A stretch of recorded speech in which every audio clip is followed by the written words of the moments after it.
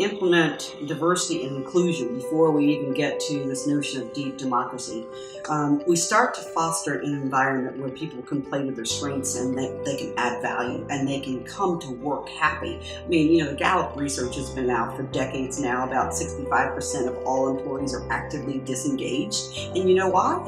It's because of the way people treat them. See, it's never the process, it's never the product that trips us up. It's the people relationships that trip us up.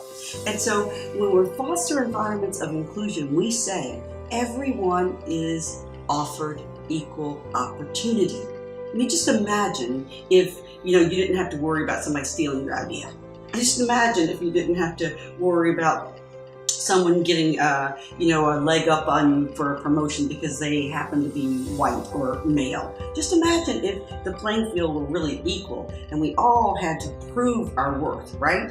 And so in this inclusive environment, people no longer have to cover.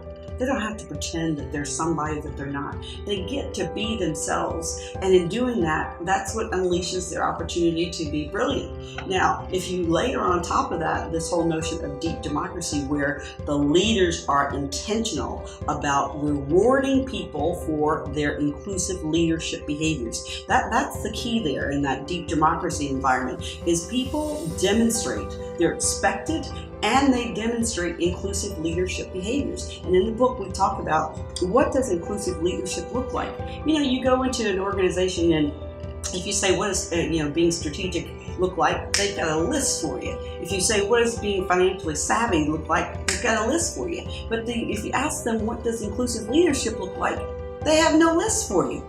So one of the outcomes of the book is we're trying to get organizations to really create that list. And that is what's going to help them to create these cultures of deep democracy where everybody's voice is welcome, everybody's voice is heard, and everybody's voice is valued. Pretty exciting stuff.